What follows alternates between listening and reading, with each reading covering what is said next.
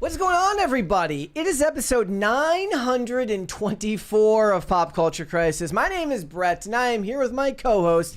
Would you please introduce yourself? Hello, crisis actors. It's Mary. I'm having a rough one. She's yawning. I'm yawning a lot. You guys know, Brett can't relate to this, but do you know when you're yawning so much that you start crying involuntarily? That's never happened to me. I guess you're just some kind of tough guy and you wouldn't understand that. Maybe I just don't yawn very much. Maybe that's the problem. Maybe I need to yawn more. It's like we're talking about yawning. It's making me yawn. It's like I was like, my doctors put me on the Adderall for like 15 years when I was a kid. I didn't yawn for almost 2 decades. That sounds awesome. I yawn a lot now. If I could choose any superpower, it would be not having to sleep, because that's basically like, that's a life hack for the rest of your life. You can be more productive than everyone else. That's why DARPA and the CIA have been trying to solve that problem for decades. Sign me up. Sign me up. I'll be a lab rat. Give me whatever you got. Look, you don't want to watch those episodes of sci-fi shows. What were the X-Files episodes? Like Sleepless. There was a couple of real wild X-Files episodes that had to do with like people who couldn't didn't sleep. Sleep deprivation? Like one of them was like he was like a Vietnam vet who underwent like trials to, like given drugs by the government to not be able to sleep. So then in the real world, the nightmares would be happening. Like he would be sleeping while awake. I'm totally like probably butchering what happened in this episode. So he'd be like, real things in his dreams would happen in the real world because he couldn't sleep. Yeah. Yeah. That's a real thing that happens. Yeah, so, we don't want that happening to you. No. We don't want your nightmares coming to life. That would be horrible, guys. We're going to do our best not to yawn today, but what you should do, guys, is hit the like button on this video. You should also subscribe to the channel if you are new here and you have not subscribed here yet already. Please and thank you. Remember to share the episodes and the segments out with your friends and your family and your loved ones and everybody in your life that you love and hate. The more people that you share the content with, the faster this channel can grow. Also, if you're looking for content that's not always so negative, I released 2 separate reviews for 2 separate TV shows that I quite enjoy just yesterday and then one today. One for the finale of Terminalist Dark Wolf. I also did a review for a new show on Amazon Prime called Hotel Castiera. It's a lot of fun, and most of the time people get mad and they're like, look, either you are a yes man and you like everything that comes out, or people think that you're a Debbie Downer and you don't like anything that comes out. I'm in like kind of a hot streak as far as finding shows that I'm quite enjoying right now. Between those 2, High Potential, a couple of other ones, like there's just a lot to enjoy right now, and I think that that's good too. You may enjoy my takes on that. You can go back in this channel after the episode and check out the reviews for those. I just decided to share my thoughts on it. So what are we getting into today? We got a bunch of stuff to talk about. Number one, of course, being that the Duffer Brothers, who are the laziest men in all of Hollywood and have the most hateable quote that I've ever seen on the history of Is it worse than what Michael Rapinoe said? This is a tough competition. No, I love the Michael Rapinoe one. Like, how do you compete with the CEO of Ticketmaster saying that tickets need to be more expensive? No, that was awesome. He's fine to say that. That's his right. But what it is not your right to do is pretend like 4 years between episodes of television shows is in any way normal. They're like, you know what? We don't want to release TV shows too quickly. Heaven forbid we get our work done in a timely fashion. We want to make sure that a new season of a TV show comes out roughly every time you finish one of your segments of school. Elementary, junior high, and then middle school for most people. Middle school and then high school. You get 1 season for every level of schooling that you go through, and I hate that. Realistically, someone could be in middle school when Stranger Things started, and now they have a family and they're married.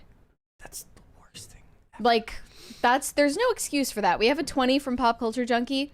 Sources tell me that ABC was shopping Monday Night Football and other shows to competing stations in Sinclair and Nexstar markets.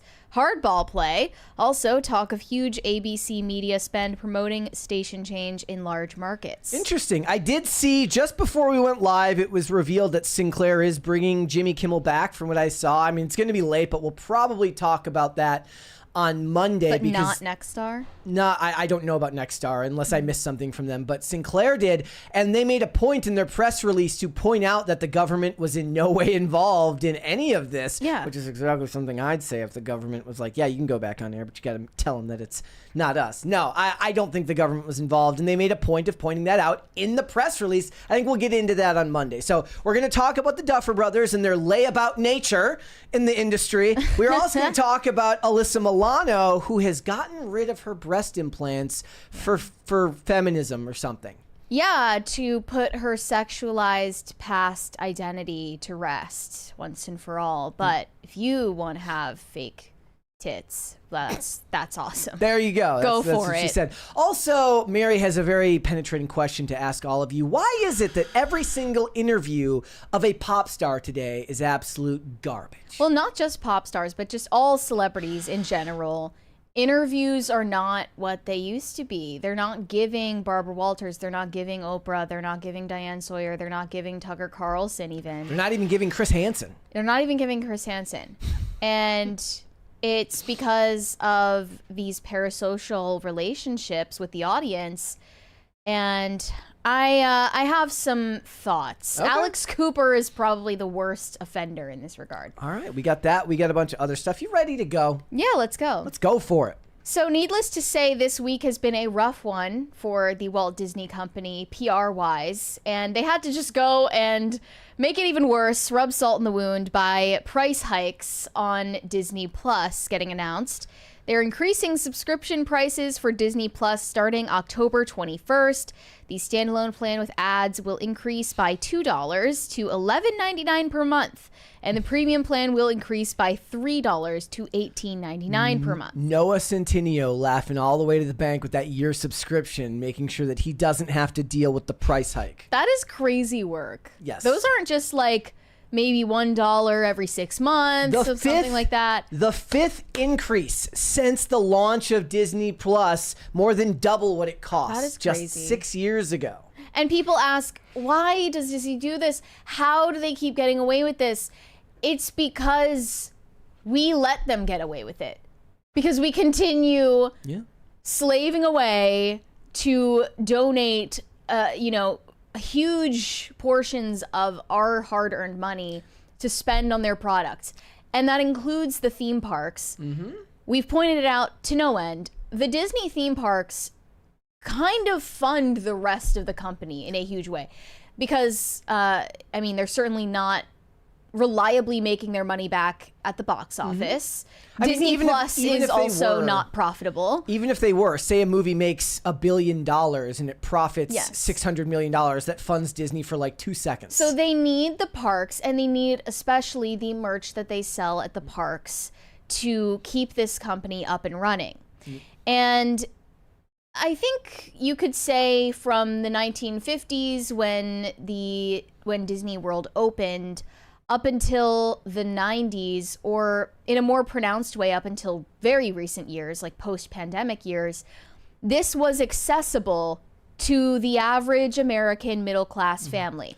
But the middle class has been hollowed out. It's not for the family in general, but it's also not for the middle class, regardless of whether it's a single person or a couple or a family. They're getting priced out of it. This is not accessible to people anymore. And that's very much on purpose. The New York Times wrote a piece on this titled Disney and the Decline of America's Middle Class.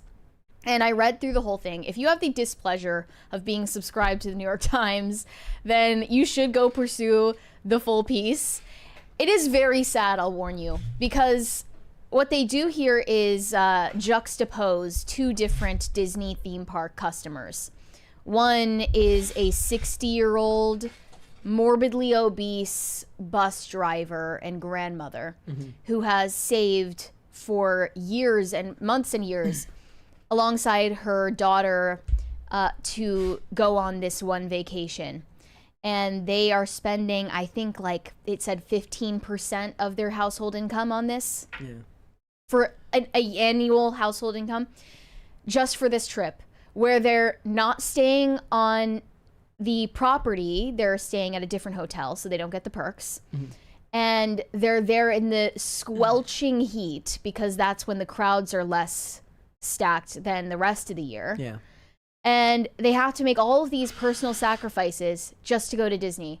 This is like the pinnacle of this woman's existence. She's saying like she has these fond memories from her childhood of going to Disney, and it's like where you put all your cares and worries away, and it's magical. And I'm sure it was magical when a 60-year-old went for the first time as a child. It's not anymore for obvious reasons.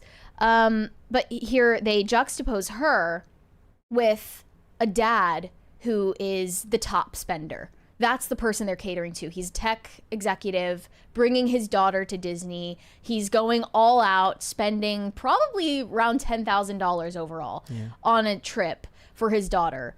And in order to have even a tolerable experience at Disney now, you have to be one of the top spenders. And that's what they are catering to. They say on Wednesday, July 23rd at 6:55 a.m., Scarlett Kressel, a 60-year-old bus driver, opens her Disney app on her phone with nervous excitement. She's traveling with a group that includes her daughter, her grandchildren, and her mother to Disney World the following week. In 5 minutes, she will gain access to Disney's ride reservation system, where she hopes to snag 3 bookings for their visit. This moment was years in the making. She requested Disney gift cards for several birthdays and Christmases, dug up discounts, and paid for her park tickets in installments, like literally Klarna-ing your Disney tickets, scrounging up the change in between the couch cushions. And they say her mother arranged a space in a timeshare nearby instead of on the Disney property. For all of her planning, she enters the reservation system at a disadvantage. The system dispenses front-of-the-line spots and gives priority to travelers who book a personal tour guide, purchase expensive passes, or stay at a Disney hotel. Yeah. As a visitor on a budget, she is near the bottom of the pecking order, in which, on many days, thousands of spots for the park's premier rides are reserved for big spenders. The recently renovated King Kamehameha Suite at Disney's Polynesian Village Resort, which offers a bi-level great room, views of the Cinderella Castle, and a soaking tub, goes for $3,000 a night.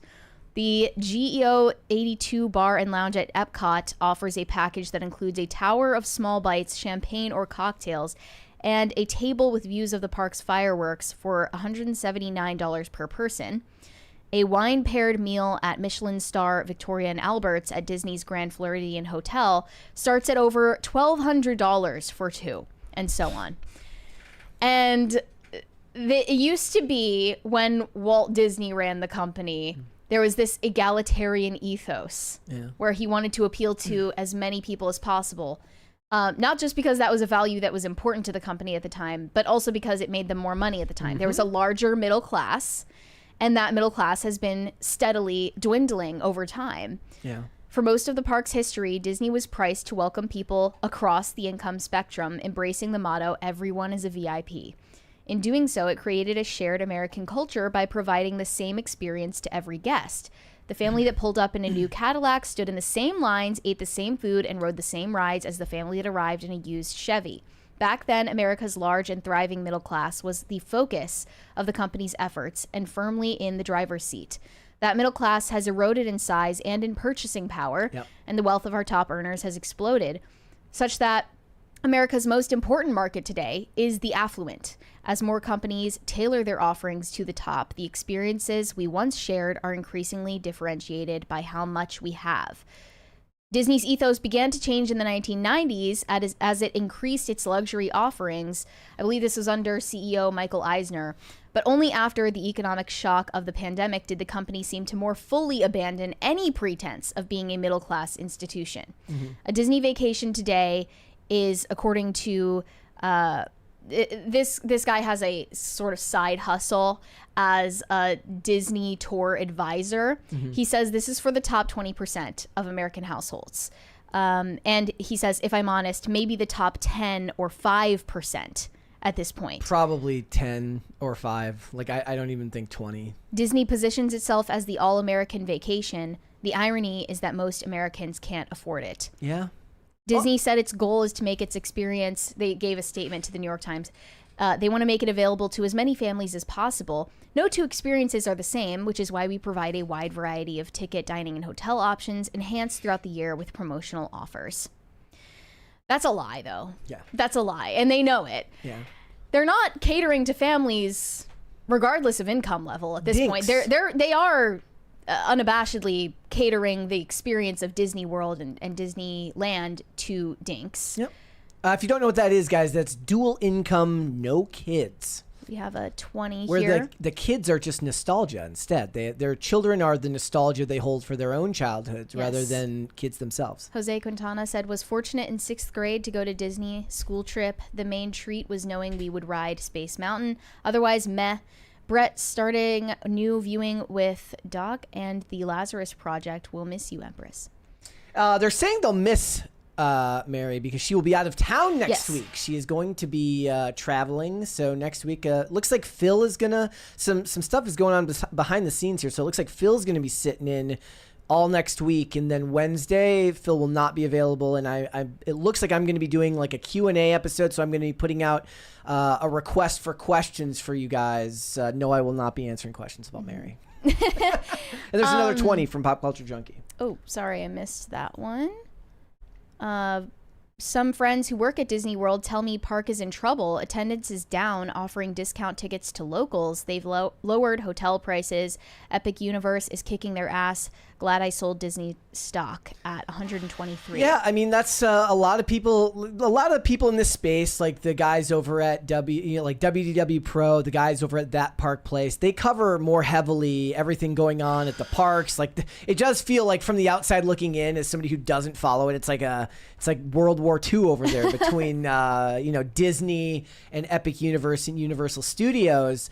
And it's interesting because it's, even if it doesn't interest you to go to the parks, it's interesting to see where the American consciousness is focused when it comes to this stuff. It does seem to all be based around IP.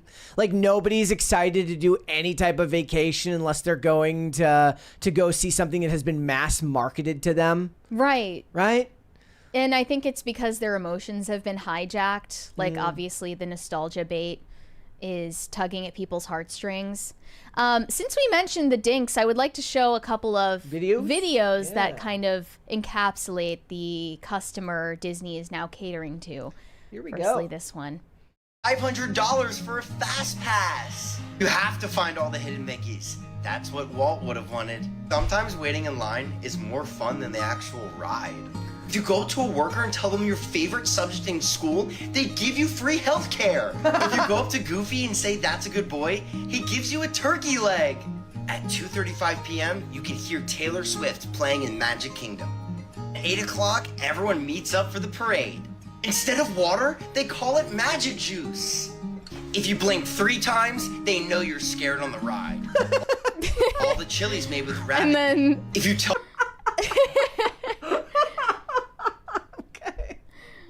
wait, actually, like let him Oh, Rapunzel, you like her hair? She'll take you up to the castle and you get to bake cookies with her. If you enter the water park on a Friday, you have to do the wave dance. And if you leave the water park on a Wednesday, you have to do the wave dance. It was the best day of my life. What about your kid's birthday?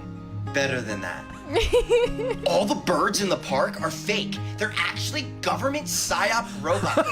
It's only $500 for a fast pass. Yeah. So, this other one is Disney, but the intrusive thoughts win. Stay home next time. Please just stay home. If you're 25 and you're thinking about coming to Disneyland, don't. Folks, it is after dark, and that means I can say what I want to say. Disney adults are genuinely unfortunately weird. not real. About you guys, there's no kids on this cruise. Why are you here? This isn't on the script. This isn't part of the bit. I genuinely think you guys are weird for being on this cruise. At least when kids are riding, they laugh. You guys just sit there on your phone, know that you paid $500 to be here today, and you don't even have a good excuse for doing it because you're all at least 20. What the hell is that? Go to a club, go to a party, or stay inside. Don't bring the vibe down on my cruise. It's weird. Mickey Mouse isn't your friend. Trust me, I know. He's my boss. He bleeds me like a vampire. The magic of this place should have worn off for you guys when you reached the age of 12. And now I just gotta deal with your goofy asses ruining of engaging with the act. So I'm seriously pleading with you, please. Oh God. So he did say, you know, if you're over 12, the magic should have worn off for you. That's not true for most of the people that still go to Disney nowadays. Yeah. And that includes this 60-year-old that was featured in the piece. And you know what? The New York Times knew what they were doing when they featured this photo of her. I don't even want to pull it up on screen. Yeah. But she's morbidly obese, and she's in this mobility scooter surrounded by her daughter and her grandchild, and there's just like people packed all over the photo. You can barely, like, the photo makes you feel like you're suffocating. And you just think like this person has, it kind of represents the consumer now who kind of lives the rest of their life on autopilot. Well, it's to have a moment like this. It's like magical. Plus size park hoppers get millions of views. Yeah. It's a whole meta in and of itself. And yeah, I do think a lot of it has to do with the dinks more than anything. I mean, it is Disney's fault because they've priced everyone out. It's because it's not just Disney's fault. Disney reacts to market forces. They've realized that what they're doing isn't going to be viable for middle-class families, and thus everybody's been priced out of it. Well, it's also because with the advent of like apps that you use to navigate the parks, they're able to collect data on all of their customers, where they're spending, what they're spending, who they're with, where they're going. And it was pointed out here that Disney is basically a data analytics company disguised as an entertainment company for that reason. And they point out Disney was never cheap. A family day at the original Disneyland in California, including tickets, some rides, and food for 4 people, was about $30 when the park opened in 1955, which was a lot of money when the median family income was $4,400 per year. But $30, roughly the cost of a week's groceries at the time, was still an attainable number for much of America's rapidly growing middle class. Well, think about what the average price for a week's worth of groceries is now for a family of 4, and then think about what that would actually land you at Disney. And there was this really sad moment where they're like following this woman's day, her first day at Disney, and her mobility scooter breaks and they have to wait 3 hours for a maintenance person to show up, and then she's like really depressed about it's like she's only got so much time because you have to book the rides ahead of time for extra fees, because they got rid of fast passes a while ago. I think they got rid of the fast passes officially in this is like this story 2000s. Is about as tragic as it gets. It's awful. But then you get to the end, and the saddest part is that they ask her about, you know, how she feels about the possibility of going to Disney again. She says, despite the setbacks, she still had a good time. A few elements of the old Disney vision remain, like the opportunity to meet characters, which is still offered first come, first served. When one of her grandsons wanted an individual picture with the Elsa character, reminding her of her love of Disney characters when she was young, quote, it brought a tear to my eye. She figured that her 7 days in Orlando cost about $8,000 for 2 adults and 3 kids, around 15% of what she and her daughter earn each year after taxes. But she's already thinking about a return trip. And if she does return, she vows to bump up her budget to stay at a Disney-owned hotel. Yeah. Because, of course, all magic has a price, as she put it. All right. Very sad. Let's move on. Okay, so I've noticed a lot of conversation taking place around Erika Kirk. She just took over Turning Point USA following the death of her husband, Charlie, and there are so many downright cruel and ignorant comments being made about her, and it genuinely makes me angry. And I've also noticed there's a TikTok trend going around where Gen Z women are celebrating her as an aspirational figure, a role model for young women. And they're saying in their captions on these videos, in a world wanting to be more like Taylor Swift, I want to be more like Erika Kirk. And there were, I just looked this up on TikTok, and there are so many videos of Gen Z women saying similar things. This other one says, in a Sabrina Carpenter world, I'd much rather be an Erika Kirk. Another one. Do we want to show these videos, or do we want to let them play Sure, through? yeah. Okay. This You have to is mute them, a right? girl with her baby, and they have similar captions on all of these videos. A role model for women should be Erika Kirk, not Taylor Swift. Here's the Sabrina Carpenter one. Here is our difference. I would much rather listen to Erika Kirk than listen to a Taylor Swift song. And people are crashing out over this. It is gone. People are losing their minds over what they perceive to be hypocrisy in Erika Kirk's decision to take over Turning Point. Okay. They're saying that Erika Kirk is essentially a feminist icon because she waited until her 30s to get married and have kids and had a successful career beforehand and still does. And especially now that she's taken on this huge responsibility of the CEO. Running, yeah. That's in their minds hypocritical, despite the fact that she is allegedly being portrayed as the ultimate trad wife, right? Mm-hmm. So they're saying things like, in regard to Taylor Swift and Erika Kirk, they're both girl bosses who will have gotten married and had children in their 30s. Mm-hmm. Okay. This is not the principal difference they're drawing between Taylor Swift or Sabrina Carpenter and Erika Kirk. Okay. It actually has nothing to do with the age at which any of these women got married or will get married. Mind you, Taylor Swift is not married yet and does not have children yet. I saw Selena Gomez might be getting married this weekend. Yeah, she was like doing the whole like bachelorette thing.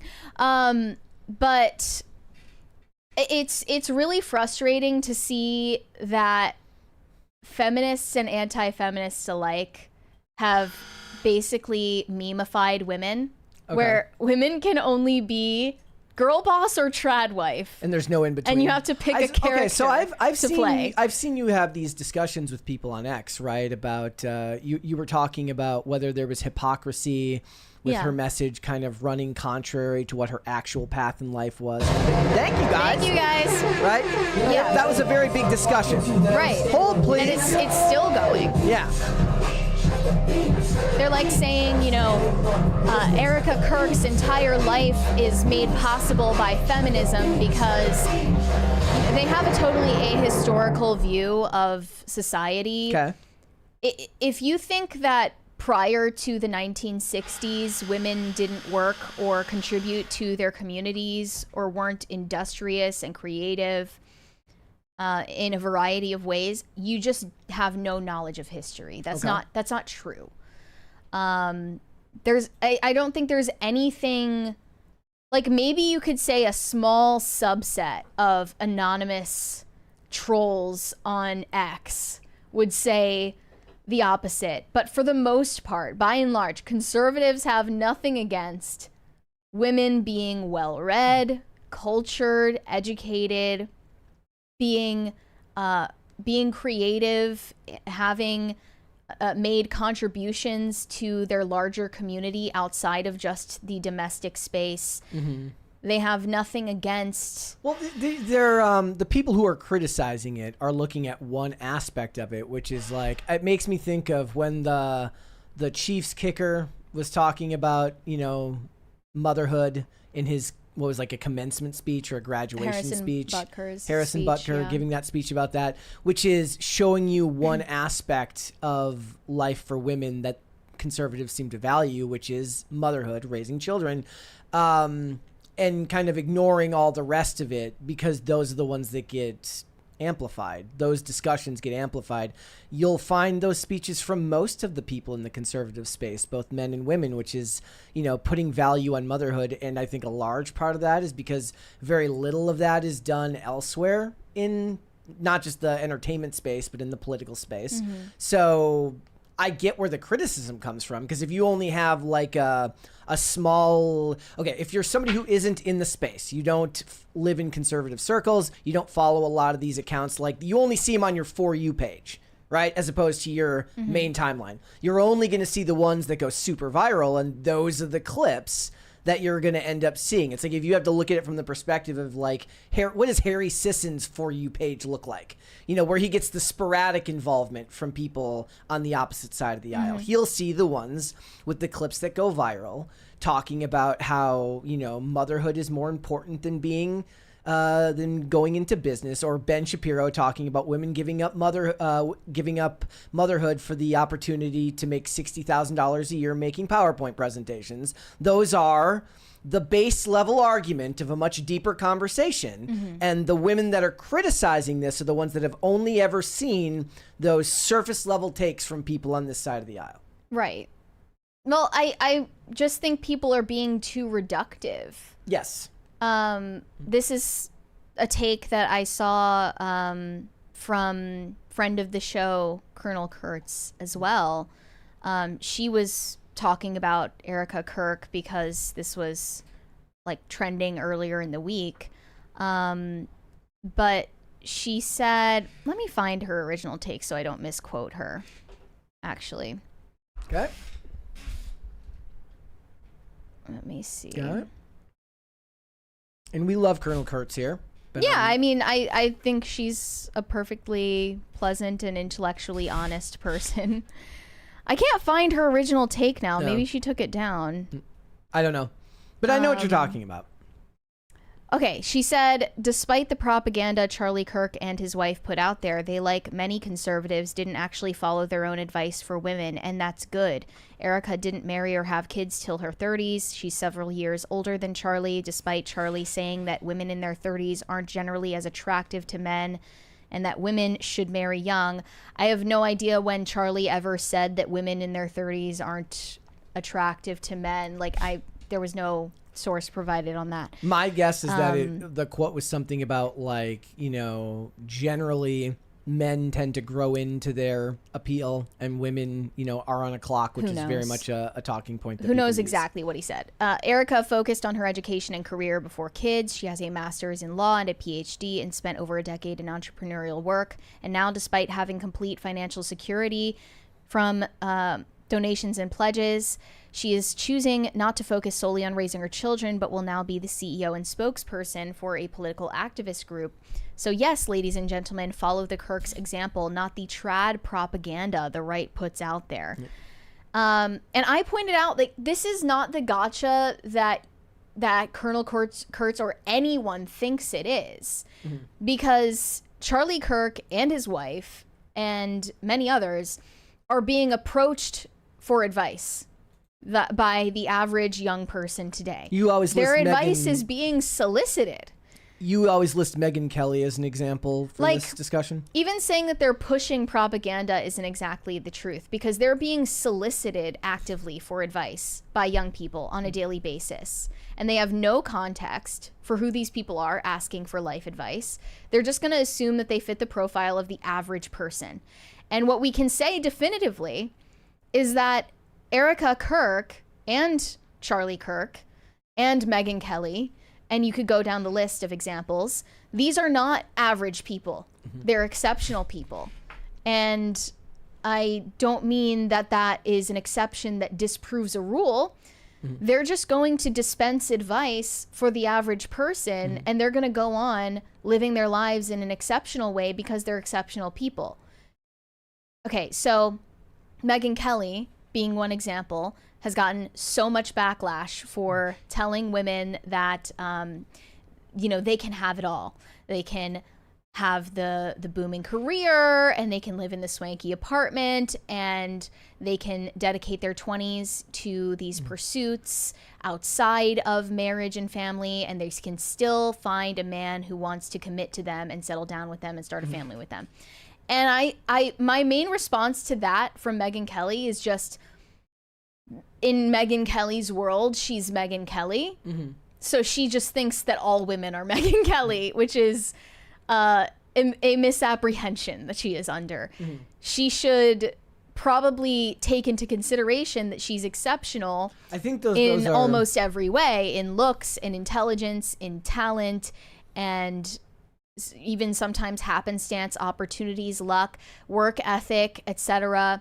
So she doesn't quite understand how exceptional she is, and then gives advice to other women, assuming that they could be like her when they can't, because they're average. I mean, you're going to get people from different schools of thought about what type of person you should be if you're giving advice, right? Your parents will say, do as I say, not as I do, because they want you to do better than them in a lot of ways, right? Like if you want to give your parents the benefit of the doubt and you want to call out their hypocrisy when you do, when they, scold you for doing something they did when they were kids, for instance, they're going to say, do as I say, not as I do, because I want what's best for you. Other people, especially if you don't have a personal connection with that, aren't going to take kindly to the idea of you giving advice that you yourself don't live in the real world. And it's just a matter of how closely do you look into the lives of the people who you take online advice from, which you really shouldn't be doing anyways, if you ask me. Look for your heroes in the real world, and they'll be able to give you advice more closely tailored to what your worldview is. That's just me personally. I get where both perspectives comes from in this one, but I think that I don't even think that this is, at first I thought this might be a gendered thing, where it was like men might look at how to take advice differently than women, but I don't really necessarily think of that as true. I don't see I see the hypocrisy that is being pointed out, but I agree with your perspective that, I don't expect the people, and we work in this space, right? Like I've met a lot of people who are truly exceptional that I just don't, I don't live the same life as they do. I'm never going to. I'm never going to be that intelligent. I'm never going to be that well-spoken. I'm never going to be that oftentimes ambitious in a lot of ways. So when they're giving advice, it doesn't make the advice bad. It's just that I'm like, well, what do I have in common with this person? So I would probably take advice more readily from someone like an Erika Kirk than I would from, say, a Megyn Kelly. Does that, if I was a girl, I guess, because they're not giving advice to me. If we're talking about just the advice that Charlie Kirk gave to all of these college students who, I'll mention again, were going up to him and asking him for advice. He told people to marry young, and he didn't do that. He married in his 30s, in his early 30s. So, but that doesn't make him a hypocrite. In the slightest. Giving advice about something that would be statistically beneficial to you doesn't mean that. Also, you can learn from from not doing things. Well, he also never said that he made a mistake by getting married at the age that he did, and I don't think he did. I don't think that's a mistake. I think he made very calculated decisions about those things in his life, and that doesn't make him a hypocrite to tell people to do something different, because they're different. They're not like him. Yeah. He was better than them. I know that's really harsh to put it like that, but someone like Charlie Kirk, or even someone like Megyn Kelly, or someone like his wife Erika, they are better than the people they're giving advice to. So they're going to give advice that they don't follow. It just makes perfect sense to me. And then in regard to the people calling Erika Kirk a hypocrite for being critical of feminism, for advising young women to not needlessly delay milestones like marriage and family life, I think that's totally unfair, and it's super reductive to tell women that they have to choose between these two meme personas of a girl boss and a trad wife. Yeah. These people don't exist. They're archetypes. And Erika has shown that. And Charlie Kirk was in his late 20s when he got married. He was 27. Was he 27? Yeah. She was. I think she was. She was in her 30s. Early 30s. He was. Okay. He was in his late 20s. I don't know. Yeah. But he got. Yeah, he got married in 2021, so that makes sense. But I'm just trying to point out that sometimes life hits you like a ton of bricks, and things happen where you need to rise to the occasion, and I feel like Erika has shown an incredible example of that. And we can only hope that we'll never be in a position like that. Yeah. Because how do we know that we would be able to respond accordingly? If you want a non-gendered version of the giving advice thing, one of the big ones from conservatives in the space is to tell you to not go to college, to go to trade school, you know, learn a skill and start doing that skill. Well, most of them, not all, but many of them have exceptional levels of education and are very, very intelligent. That doesn't necessarily make their advice bad. College is, in many ways, a debt trap that's designed to keep you subservient to the government and creditors for the rest of your life. But that doesn't necessarily mean that they followed that path as well. Tim is an example of somebody who did follow that path, who didn't go to college, he's a high school dropout, right? He didn't take that path. But he's also exceptional in that case.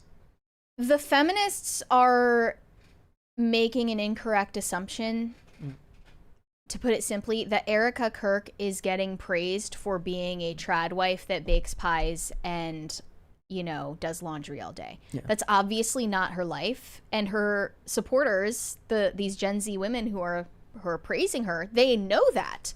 What they're praising about Erika Kirk has nothing to do with her trad wife bona fides. And it has nothing to do with her being a so-called girl boss either. So the comparison to Taylor Swift really irks me because the only similarity she has with Taylor Swift is that I guess both of them are exceptional people who ended up getting or will have gotten married, in Taylor Swift's case, in their 30s and had a successful career beforehand and after the fact. That's the only thing that those two women have in common. What women are differentiating between the two of them is that Erika, at least by all appearances, we don't know either of these people, by all appearances has displayed heroic virtue. And they're praising Erika for rising to the occasion in the face of this incredible tragedy in her life. Yeah. And I don't see why that has to be a gendered issue and why it needs to become like a debate about feminism, you know? I agree. That just, I don't know, that feels really detached from the reality of the situation. All right, let's move on then. We got more to get into today. Yeah. We need to talk about Allison Harvard. Allison Harvard, aka Creepy Chan, is the blueprint for the modern day e-girl. Even the e-girl who doesn't know Allison Harvard exists, in a way, is still affected by her digital footprint and is following after her example. And in case you're not familiar, this is Creepy Chan right here. This is the image that kind of kickstarted her entire MySpace and then modeling career. So she recently did an interview in ID magazine titled, "I Was the Original E-Girl." The internet crowned her Creepy Chan, then America made her a next top model. Now the web's OG E-Girl, Allison Harvard, has wisdom to impart. And she explains that shortly after turning 14, she joined MySpace. And this was in the early 2000s, in the Wild West age of the internet. And she would post these self-portraits, and she was really into the sickly Victorian child image that she was putting out there. And it caught on quickly. Her pictures ended up getting posted all over 4chan, and she was not aware of that. They are the ones who dubbed her Creepy Chan, and she heard about it from DMs on MySpace, asking her if she knew about this. She remembers writing the creator of 4chan a letter demanding to take the photos down because of someone saying they wanted to murder her and put her in a freezer. But she says aside from that, people were mostly cool and nice. I was very fortunate. Those days are long gone. Yeah, I was very fortunate that the 4chan boards really liked my pictures and I found it endearing. I got lucky. I didn't mind being recognized as the creepy girl because it's okay to be unconventional. You don't have to be for everybody. I love that other people were able to see me and feel less alone, and it's good to celebrate that. The world is so cruel sometimes. It's powerful to find other people you can connect with. I do think it was wild and hilarious when I went on America's Next Top Model and this obscure internet culture and pop culture slammed into each other. Nothing ever happens until it does. And that was back when internet culture and pop culture weren't synonymous. That's Yeah. not the case anymore. No, I mean it's so funny because that's not even necessarily always the case, because we focus heavily on internet culture on this show, and people still have that debate all the time about whether that's considered pop culture or not.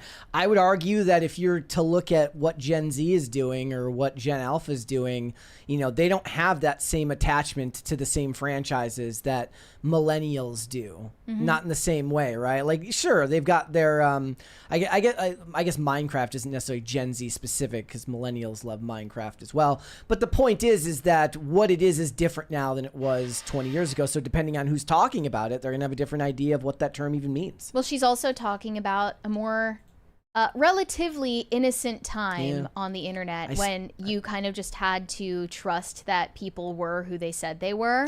I still remember, you know, the dopamine hit every time you had the new messages, new comments, new blog post comments. I didn't experience that myself. You really, like, you would have been locked in. She got a DM from a casting director for America's Next Top Model over MySpace. They sent a message saying, "I really think your vibe is cool. I like your look. Do you want to go to a closed casting call for America's Next Top Model?" Let me ask you a And then she question. ended up becoming the runner-up on the 12th season of the show, and then a later one as well. And she got signed to a modeling agency. The rest is history.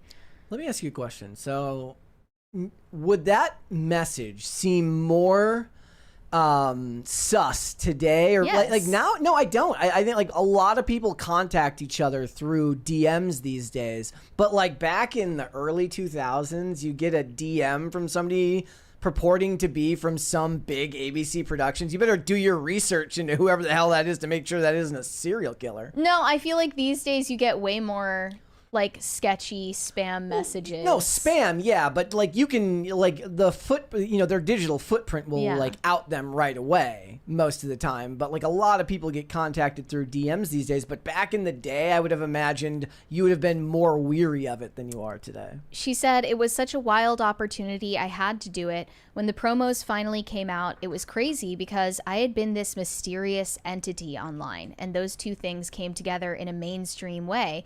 It was such a weird cultural crossover." And this is really what I want to highlight about this. Okay.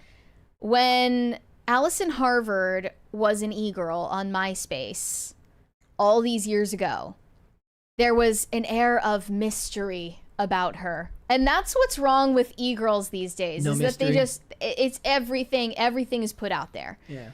And she wasn't selling sex. She wasn't, crying on camera. There was no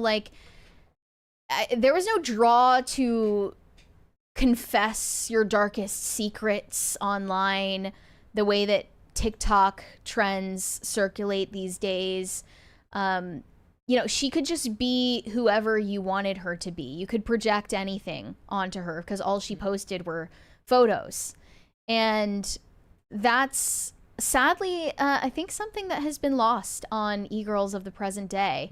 A lot of people don't even remember her because it was such a different era, and they think that Belle Delphine or something is like the OG e-girl. Okay. Not even close. We're talking like 15 years after Allison Harvard is when Belle Delphine came onto the scene.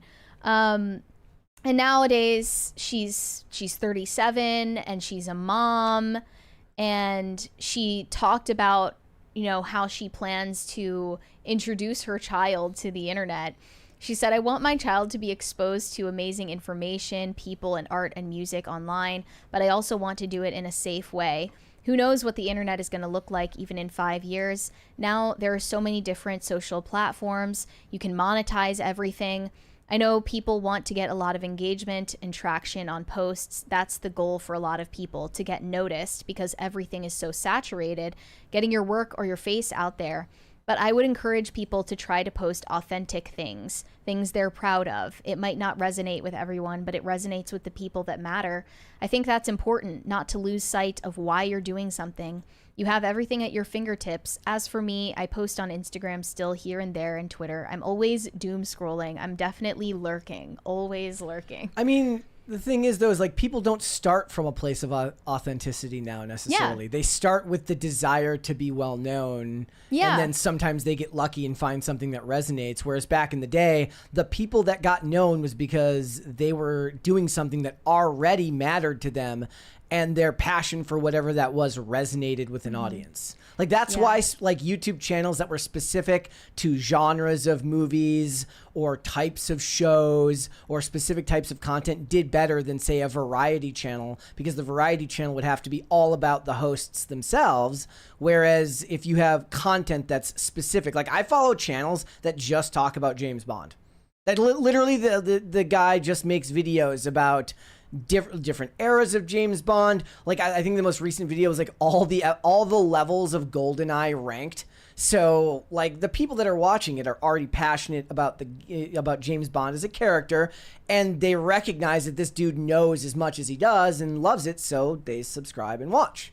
Right? But now for a lot of people, they're trying to manufacture that level of authenticity, and it's why they say like people can tell when you don't actually care. What's endearing about how social media worked back in the day before it was called social media is you could actually take at face value that this girl is weird.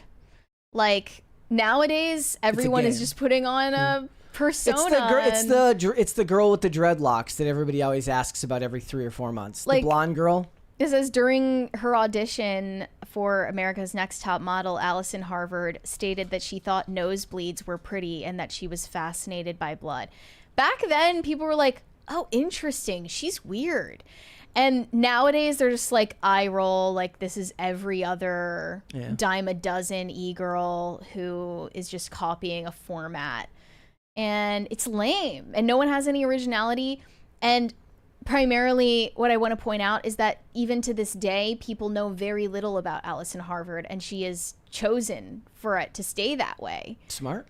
That's a smart thing. And it was also just the way it was back then. You know, you could go on MySpace and just, you know, share music that you like or photos with no context and create, you know, an image of yourself, whoever you wanted to be, and you didn't need to explain everything, and you didn't need to bare your soul to get clout. You could just do something cool that resonated with you and a niche audience, and it was that simple. That's what e-girls lack today, is an air of mystery. And that goes for even just mainstream actresses and actors now as well. There's no air of mystery. Yeah, well, I mean, there doesn't seem to be any value put on, like, you have to have a persona specific to that type of character, and even then, that's what it is. It's a character. Think about, like, all the family, like, YouTube channels, or even, not even necessarily just families, but, like, married couples that have YouTube channels, and they're just, like, playing games for YouTube shorts and stuff like that. It's like, there's nothing authentic there. It's literally... It's also like there's no barrier to entry. This girl was using dial-up internet.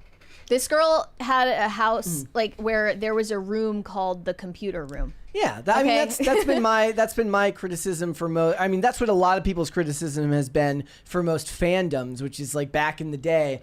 Like I listen to a lot of X-Files podcasts, and they're from dudes who are definitely like they're older than me, who grew up. Who were like, I was, when the X-Files came out in 1993, I would have been like 6 years old or something like that. These are people who were teenagers or in their formative years when the show came up, and they talked about, like, if you were into conspiracy theories back then, you had to go to, like, the bookstore. You had to go to the bookstore, or you had to go, if you wanted to look for it on the internet, you went to the library. And you did your research beforehand, so you even knew which websites to go frickin' type www dot into to go look it up. And now you just go type in a hashtag on TikTok and you find your community. Yeah, she even mentions like some of her hobbies back then, where she was like antiquing. She would go to thrift stores and find cardboard boxes of old family photos and collect them. Okay, we went to like one of those like secondhand creative stores where you can buy like creative goods and stuff when we were traveling last, and one of them was just a whole section of family photos of people not your family, And I'm like, Yeah. the only, I guess I could see maybe movie producer, like low budget movie producers buying this shit to put into frames, to put in like the background of a scene. Otherwise, what you doing buying somebody else's photo, you fucking weirdo? Well, she said she didn't find them so sad if she could take them and give them a new home. And she would make up stories about the people that were in the photos. Of course. That's See, like- that's interesting. That's interesting. Yeah. Having a Pinterest board isn't interesting. Okay. All right. What would you like to see, cringe or cute? Let's see cute first. All right. We've got cute of the day today, guys. Remember, if you want your pets featured next week, you can. The problem is Olivia and our pets are always going to cut the line. Sorry, it's Nepo baby. Fast Pass Fridays. That's what we'll call it. This one here is from Olivia Dasovic. Says, breaking. Chloe got to play with yarn tonight. Whoa. Yeah, she was... She's losing it. She was losing it. Very cute. I've never seen her that animated before. Well, her eyes are normally very downturned and sad looking. She's a very expressive cat. But you put some yarn in front of her and she becomes Speed. Very cute. All right, but guys, submit your pets. Tag me on X at Brett Dasovic and use the hashtag PCCPets. Hashtag cute of the day just doesn't pull in. It's too much. There's too much on there. So use the hashtag PCCPets. Photos, not videos, please. So, all right, cringe of the day. Here we go. Do you want to give everybody, like, is this one bad? You know what? No, I'm not going to preface it. No preface? Okay, here we go. I get it that it's like so cool. 6'7", everything is 6'7". And for me as a dance teacher, it's like, oh my gosh, my life is over because I say 5, 6, 7, 8 like every 10 minutes, every single day, right? So when I'm like 5, 6, 7, 8, I'm like 6, 7. I'm like, okay, whoa, pause. So here's the thing, none of you know what it means. You don't know if it's cool, you don't know if it's not cool, you don't know if it's appropriate, you don't know if it's inappropriate, because it means nothing. Wait, does 6'7" have a color? So Is if this you the Huz? interrupt my class to say 6, 7, you're gonna go take a piece of lined paper from somebody at the desk, and you're gonna write me a 5-paragraph essay explaining what 6, 7 means instead of being in dance class. Is that a deal? Yeah. So if you want to bring it up, cool. You're gonna write a whole essay about it, and then you can teach me what it means because I don't know. But I don't think you know either, so I don't know if you're gonna have enough to write. So instead, I would just maybe like remove it from your brain and just be here to dance. Is that cool? Perfect! Okay, settled. All right. In a society that no longer values being mean to children, apparently dance teachers are the last people allowed to be mean to kids. Like lawyers are the last people that are allowed to bully indiscriminately. You know what? She's not even being mean, actually. I'm kidding. But, okay, the slang term 6'7" has no single definitive meaning. It originated from the rap song Doot Doot 6'7" by Skrilla, which features the repeated lyric 6'7". The phrase gained popularity on TikTok, where it became associated with NBA player LaMelo Ball, who is 6'7". Users began creating memes and edits that juxtaposed his height with his playing style, humorously suggesting that he plays like a shorter player. So now 6'7" refers to the hand gesture, this. Okay. This thing, where you say like so or uncertain. It like expresses uncertainty. I still don't get it, genuinely. Yeah. Just a heads lost. up and a warning. Next week you will be subjected to Olivia's cringe. So That was just some alpha slang for you guys. yeah. All right. Let's get started. Okay, so Stranger Things debuted on Netflix back in 2015 under the Obama administration with prepubescent cast members. They are now all full-fledged adults, and the show is still not over. It's still not over. They're putting out the 5th season, the finale, later this year in 2025. And the showrunners are doing a press run for it right now, trying to promote the final season. They're the Duffer brothers, Matt and Ross Duffer. And they actually just signed a new deal with Paramount they aren't going to be making content for Netflix Yep. anymore. They're going to be making content for Paramount Plus. But I have to mention one of the stipulations of their deal with Paramount. Their production company, Upside Down Pictures, will develop TV projects for Paramount that focus on the 8 to 10 episode seasons rather than classic network shows for CBS.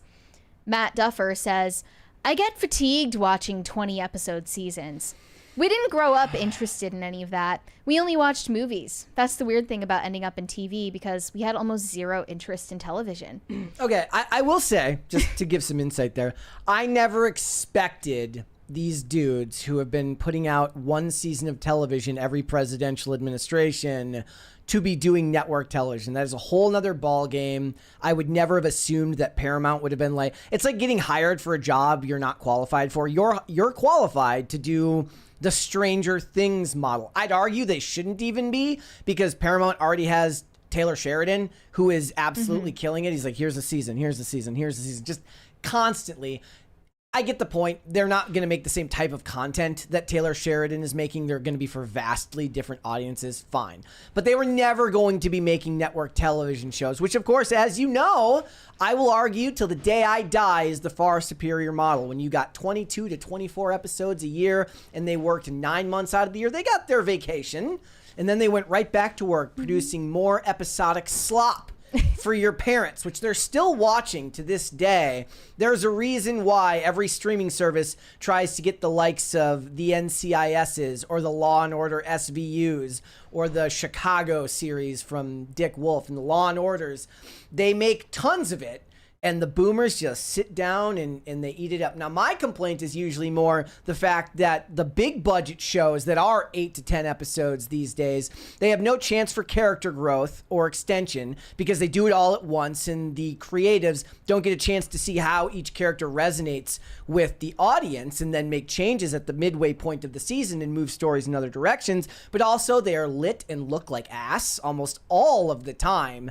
It's almost shocking how much these shows look horrible. For instance, you know, the original NCIS being what it is for boomers, but it still looks better than what they did with the 8 to 10 episode Tony and Ziva show, which is out on Paramount Plus right now, which just looks like ass. It looks horrible. You can't tell what the hell is going on. So, yes, I would say they would be better off doing like the 12 to 15 episode arcs, like say an FX would do, like a Breaking Bad back in the day would have been. Shows like that.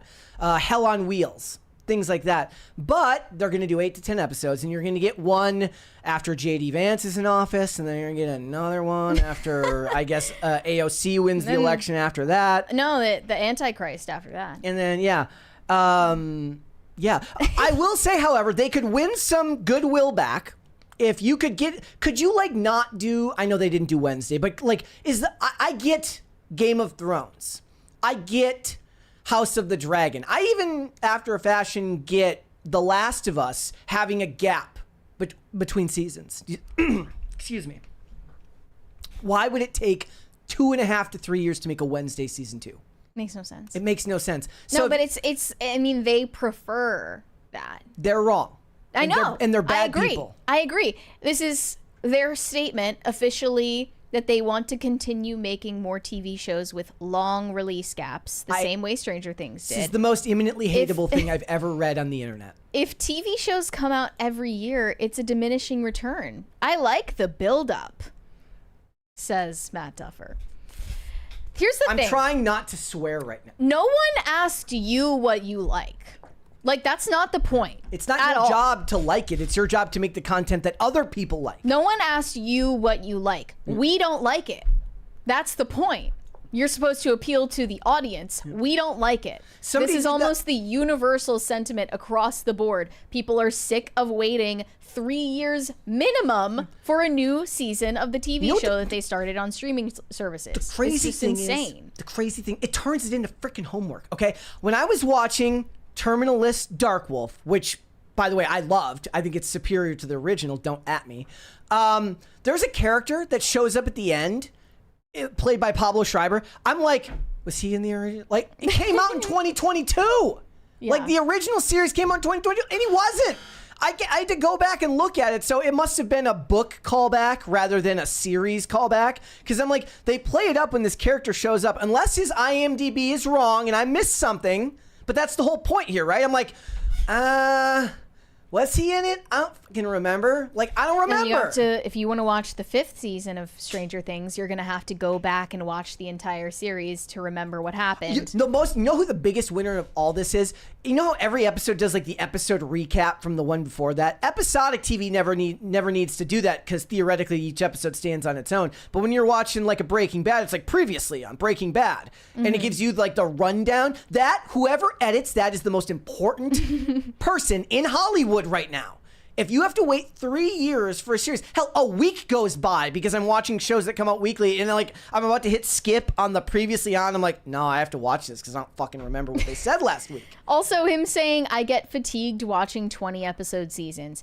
Why is it all about you and what you like? Bring back 22 I can't episode relate. seasons. You waited, so the first season of Wednesday, again, this isn't their fault, but the first season of Wednesday came out in 2022. The second season in 2025. For 8 episodes, I believe it was 8 episodes. Why? Is it just that they're lazy? I mean, I think their primary excuse is that it's not an artistic decision. It's because the stars are busy. Their schedules are busy, so they have to find a time when all of the cast members are able to film at the same time. And I get that, but build it into the contract, right? Especially with Jenna Ortega being an executive producer on the second season of Wednesday. Shouldn't she care about getting it out sooner? 3 years for 8 episodes is outrageous. And everyone is on the same page about this except for him. He thinks his opinion should take precedent. It shouldn't. You should be asking what the audience wants. Now, to be fair, again, he was never going to be hired for that, so it's almost a weird false equivalency. He's like, well, I didn't want to do 20 episode seasons. Bro, nobody thought you were going to. But how about getting 10 episodes, 8 episodes done once a year? You can even just do like 12 every 2 years. Slightly making an improvement. Even that is not acceptable because, like I said, the USA Network, AMC, all of these stations were doing 12 to 15 episodes, and they would do it every year. And also comes off like they think TV is beneath them. Yeah. Like, we're born to be filmmakers stuck in TV showrunners' bodies. Yeah. We're trans filmmakers. You know, like they seem to be putting down the medium of television storytelling in a way, which even is though weird this because show made them. That used to be a common theme in Hollywood. Before the rise of streaming, you never saw movie stars on television shows. If you did, it was like a really, really big deal for like a movie star level actor to show up on a television series. And I'm not even talking like 2 decades ago. I'm talking like in 2016 when Bradley Cooper showed up on like 5 episodes of his Limitless spin-off series, which wasn't starring him at all. It was like a big deal for him to show up for like 8 minutes in each episode. Not even that, 2 minutes in each episode, probably 8 minutes total. Let me see when the 4th season of Stranger Things came out in the summer of 2022. Meanwhile, the absolute chads over at the soaps are like making an episode a day. And then season 5, the final season, is going to be released. It has 8 episodes, but it's set to be released in 3 installments. Why? From November 26th until the finale on New Year's Eve 2025. For 8 episodes. Like, it's just like building up fake hype, and you've left your fans like forgetting that you exist. Yeah. For years. I mean, it's so self-important. I wonder if they think that they're going to end up being the Russo brothers, who, to be fair, went from the movies and then tried to do television with that god-awful Citadel series. And it was, I guess they were just producers on that, so it's not the same thing. They're Awful. not the cause. They're a symptom of a problem in Hollywood. Like 6 to 8 episodes, fine. Like even I was like annoyed. I was like, finally, I get this show that I really like with Dark Wolf, and then it's like it's over after 7 episodes. I'm like, And the "Come episodes on, are too damn long. yeah. Too. So the best thing that you can do, 42 minutes. 42 minutes and 30 seconds exactly. You should structure everything as if they were still dropping ads in there to fill out a 60-minute runtime. Because when I see a show, now Terminal List they were about 60 minutes, but the last 4 minutes were credits, so it was about 55, 56 minutes an episode. Even that's on the high end for me. One of the things I loved about the first season of Reacher was that the episodes were about 42 minutes apiece. So when a show opens up and I see that the episodes are only 40 minutes, I'm like, let's frickin' go. Let's see. Wow. The longest episode of Stranger Things is the 9th episode of season 4, which has a runtime of 2 hours and 22 minutes. That's insane. That's one episode at 2.5 hours. Yes, Kluenberg, I'm aware that the Russos were basically they did all the directing of Community, or most of the directing of Community, but that's not what people know them for now. They know them as the people that created that did the Captain America, the second and third Captain America movies, and then the rest of the Infinity Saga. Why? And again, that would mean that they would be better apt to do the network model or the 16 to 22 episode model than do this 8 episode bullshit. Why the hell would one episode be 2.5 hours long? Because they don't know how to edit. Why? I don't understand. You can even break it up into other episodes and you'll have more streaming minutes. Yep. I did have a theory at one point they were making episodes longer to inflate watch time, but who knows? The average length of an episode just in that season was 86 minutes. All right. I really do think that we like what I would like more than anything is for the network shows to stop being so awful. Or if the point here is to get streaming shows, then to use the network model of 40-minute episodes, more in a season. Again, I'm watching this show called Hotel Costiera, and it's only six episodes. They dropped them all at once. You have no time, and they're only 40 minutes long. So even that one, it's like it has everything right except the episode count. You don't get to spend enough time with the characters to really invest in them. 42 minutes, 6 episodes, it's over before you blink and you miss it and it's over. You don't really get to spend enough time with them to really engage with it. How do you expect people to want season 2 to come around when it's over in like 10 seconds? I think what this is an exercise in narcissism and creatives in Hollywood getting too much leeway. Yep, I agree. All right, let's move on. Let's do some super chats. Hairbrain Studio said, "Dear brilliant Brett and the amazing Lady Mary with the flaxen hair, what about Swan Lake? You guys must love Swan Lake. Everyone loves Swan Lake." That was like a ballet, right? Yeah, I think so. I feel like this is a reference. I'm but more it's... familiar with the Barbie movie Swan Lake. Shane H. Wilder said, "Happy Friday, Brett and Mary. I seriously thought that Stranger Things was over. Every time it's brought up, I'm like, didn't that end 85 years ago?" Yeah, you would hope, right? Yeah. Much like Walking Dead, it's gone down a wayward path. Let's do Shane one H. more. Wilder said, "Damn, Brett over here like, nah, dog, I don't yawn. Yawning and sleep are for beeps." I think I actually literally yawned when we were starting this episode, so that's not true. I do, in fact, yawn. The Brandalorian said, "Wait, Stranger Things is still not done?" Still there. Still on the air. They're going to do like a spin-off. All right, let's hold off on the I rest. just know they're going to want to do a spin-off. Strangest things. Ugh. Okay. So I've noticed there are increasingly more celebrities and ordinary people expressing regret over getting implants. And the latest example is Alyssa Milano, who shared a photo of her in the operating room recently on Instagram. She wrote this long caption about what prompted her to remove her breast implants. And it's the most insane word salad nothing I've ever read. She says, "Today I'm releasing those false narratives, the parts of me that were never actually parts of me. I'm letting go of the body that was sexualized, that was abused, that I believed was necessary for me to be attractive.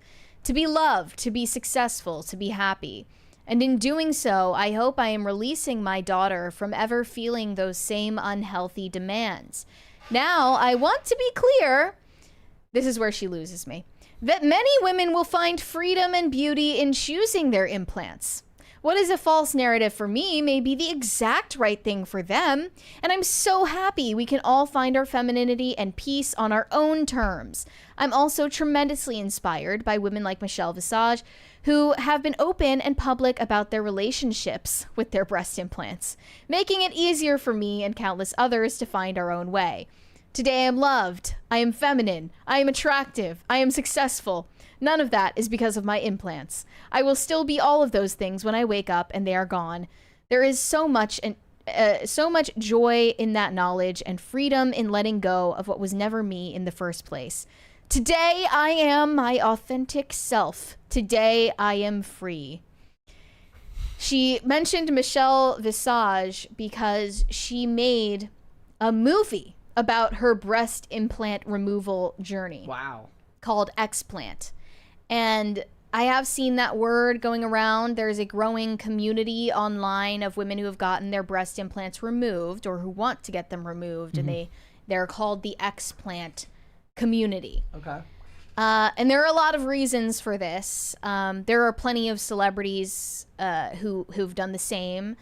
Just off of this list, Yolanda Hadid, Pamela Anderson, Victoria Beckham, Heidi Montag, Danica Patrick.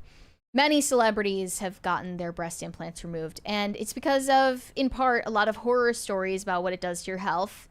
You have to have them replaced like every 10 years. That's one thing that people don't think about, is that you have to get them replaced because you've put a foreign substance in your body, and your body is going to have an autoimmune response to it. It's like it's going to activate your immune system to attack it. Here's one piece. Getting a boob job was great until it destroyed my health.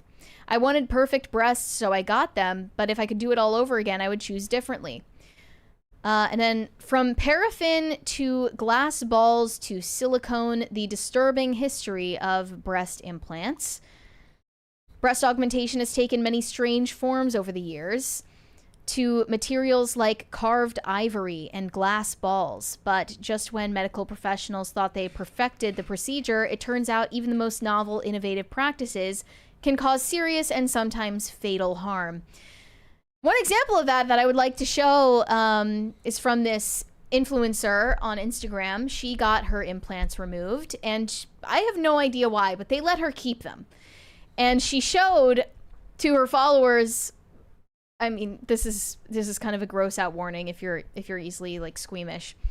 There are sea monkeys in them. Some plants can grow sea monkeys in them. I didn't know either until I explanted, and look at what is in my implants. And before you guys say anything, I've spent $30,000 on my... That's insane. By the time I was 23, I had 2 different sets, got them done in Beverly Hills both times.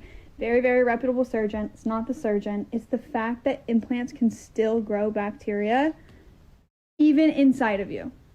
That is horrifying to me. Yeah, so I explanted 6 months ago. I've never felt better. It was one of those things I did when I was 20. I had them until I was 23. Had 2 different sets. Obviously liked the way they looked, didn't like the way they made me feel. That's something that is just horrifying to me. If I would have just left these in, there are literal globs of who knows what. So yeah, just a little awareness, not to obviously cause fear or cause concern or scare anybody and make you panic of what's inside of you, but that genuinely makes me wonder, what is inside of you? How is that able to grow in the solution that is sterile? What does that do? Like, I don't know. It's not sterile. She goes why. up to like girls she doesn't like, and she's like, "Have you checked to see if there's sea monkeys in you?"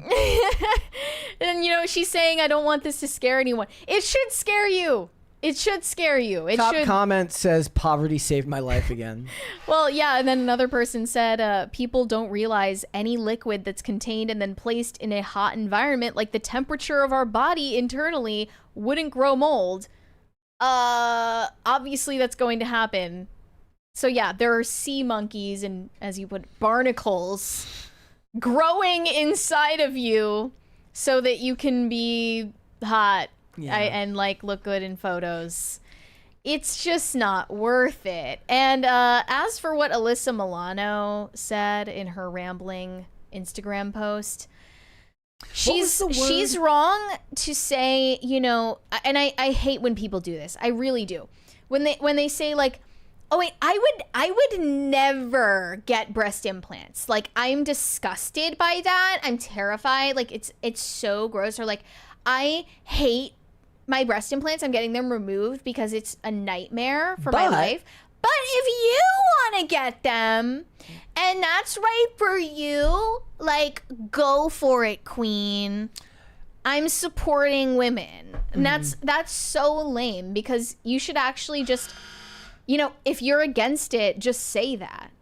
Like, that would take more of a risk. No, not even to have a backbone. Not even necessarily just that, but be willing to admit that you just don't care what happens to people you don't know. That's pretty much, yeah, that's also the truth underneath it all. So she just doesn't give a fuck. That's me on most of these things. It's We have not that a I'm 20 supporting your right to do something. It's that I don't really care what happens to you if I don't know you and you're not part of my life. Hyper Baroque sent us a 20. Imagine living in a society where every woman can't just get equal appreciation for her naturals regardless of size. Oh wait, what imagination. Yeah, it's just like, I have no idea why Alyssa Milano felt like she needed huge fake tits in order to, as she put it, be loved, successful, and happy. But I would say, you know, if you haven't addressed those internal issues that you have, you shouldn't go under the knife. Yeah. Obviously. What was we talked about this last week. What is the word for this? There was like a word given for people who write these types of over-the-top prose.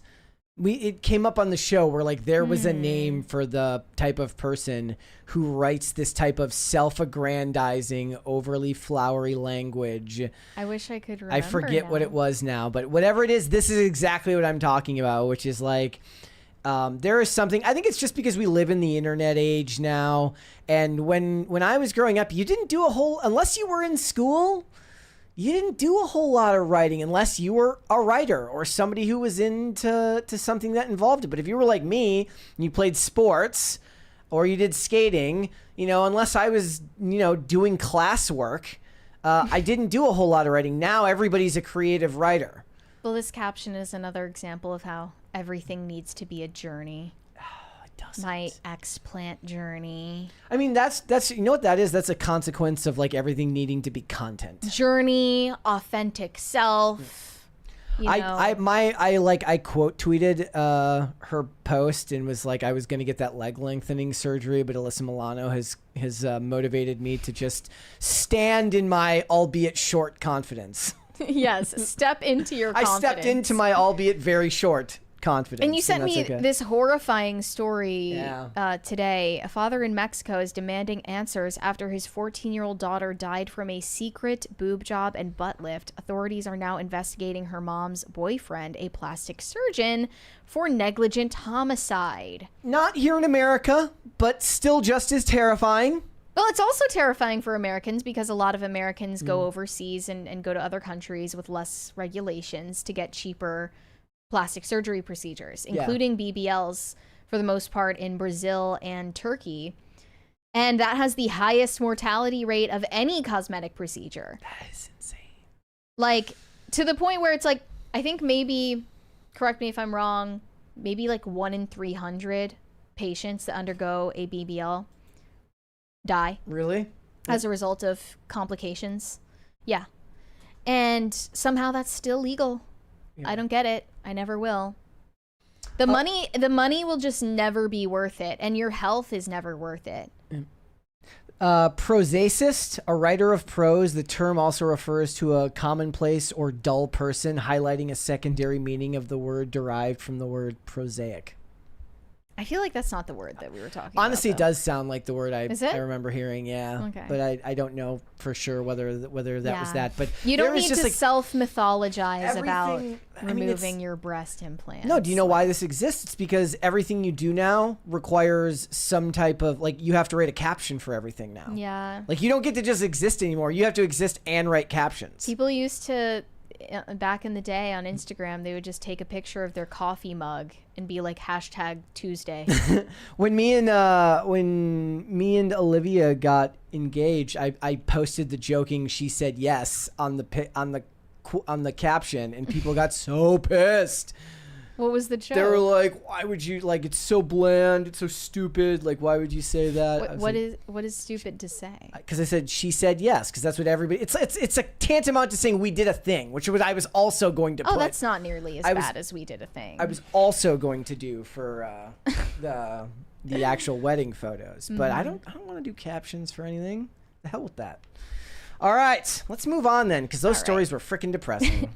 Wyatt Coldenberg said Peter Pan adults and gay couples support Disney. In large part, yeah. They wouldn't be afloat without them. Shane H. Wilder said the cost of Disney seems to be echoing the discussion we had on concert and sports tickets yesterday. Most of us have been priced out. Yep. Yeah, it's not just Gen Z, it's everybody. Greg Duvier said Raymond for Mary's fill-in. Maybe Raymond will have some time to join us one of these days on next week. We'll have to wait and see. Phil will definitely be here, and we're going to get it all figured out.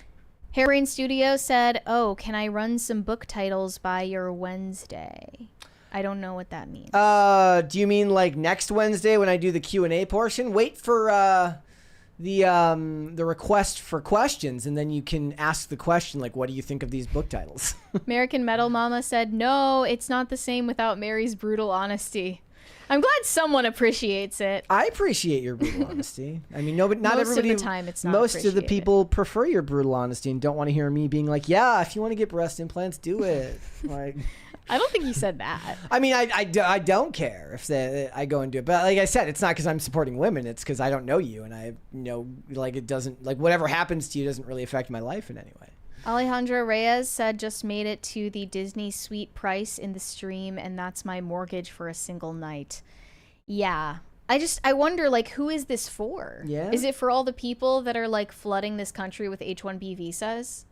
Must be. Pop Culture Junkie said Disney seems to be trying to replicate the new Las Vegas business plan, attract fewer people, spending more money, takes less staff, lower fixed costs. Can we get like a remake of like the show Las Vegas with James Caan, but it's taking place in Disney, and he's got his head of security stopping weird threats from happening at Disney? Disney should make a meta show about the security team at the Disney parks. That I would watch that. I would like a watch 30 that. Rock about Yeah. people who work at Disney Or parks. you know what? If you want to do a version that's not Disney approved, it's called Risney, and it can be produced by Universal Studios to make the company look intentionally bad. Perfect. And it's like it's not a mouse; it's a gopher. It's a gopher. That's perfect. Moon at Noon said, "I don't know what that means. BSMM Milady." I also don't know what that means. Okay, hold off on the rest. Let's move on. I have been wondering, why are celebrity interviews such garbage these days? And you might answer, well, it's because the celebrities are garbage people. It's because celebrities suck. But I really don't even want to put the onus on just the celebrities who are getting interviewed. I think that this is a change that has taken place in the media landscape overall in recent years. So to show a couple of examples, I say Alex Cooper is one of the worst offenders when it comes to celebrity interviews. Being, instead of interviews, just glazing sessions. She will just react in absolute awe and hilarity no matter what a celebrity says. Okay, because that's the role of the interviewer now, is you just affirm, affirm, affirm. What's a kink or fantasy you've never admitted publicly? This is Cardi I've done B. them all. I would like, in a threesome, to have a really pretty faced girl that I really like, and we both sucking dick together, but like not just like my turn. Who watches this shit? Women. Your turn, my turn, your turn, like making out, clashing on it. And I love that you specified like really pretty face. What, because you're gonna have to look at her? Are you keeping your eyes open or closed? If I like her a lot. I mean, you know, it's really passionate when you make out with girls. or not when you make out, period. I'm very passionate. Like, I like to make love. So I'm just not like, it's like, oh, you jerk it and suck it, not jerk it and suck it. Women are cooked, dude. Women are cooked. I mean, I would also say, like, the media is cooked because this is what the average celebrity interview sounds like now. And on the other hand, you have this example of Liam Neeson. He's probably on the press run for The Naked Gun 2. I remember this one, yeah. And they're showing him a labubu for the first time. This is... I have no clue. No. Seriously, I don't know. That is a labubu. Okay. It's a fluffy doll. Can you eat it? The owner of the labubu is now a billionaire because I always forget that he has an accent. people around the world are hoarding these. Really? And they almost got banned in the UK because people were fighting each other on the streets for them. I have a pink one. It doesn't surprise me. I've never heard of them. No. What about this? Do you know what this is? Like, this is the Are they interview drawing with for Liam Neeson. ET, You're just showing him probably? pictures That of dolls. is a lafufu. It's a labubu without the hair. And without the genitals. Okay. You know, it's partially responsible is like for a long time, you know the interviews they do where it's like they interview a celebrity but there's just dogs there. That content Oh, was I very, remember that. like that BuzzFeed content. did that, Yes, I think. BuzzFeed interviews were the blueprint because it Yeah. removed you from the serious setup that normally existed within the interview structure, which was just two people standing, sitting across from each other while a person asks questions. Mm-hmm. It's like when they do the things where they're like, we're gonna ask the top 20 most popular questions to this celebrity. Right. That's more accessible than showing Liam Neeson pictures of Labubu. I'm just showing you how we've gotten It's been here. a slow trickle. It's been a slow trickle of This Substack demoralization. writer Tobias Hess on his Substack Gen Zero wrote, "Why are all pop star interviews like that?" and answered it in a way I think is quite eloquent. He thinks that he can diagnose this subgenre of celebrity entertainment interviews as the girls and gays pop star sit down. And of this category, there are a few prime purveyors. First of all, Therapus with Jake Shane. Given its name, the interviewer basically plays therapist. And Las Culturistas with Matt Rogers and Bowen Yang.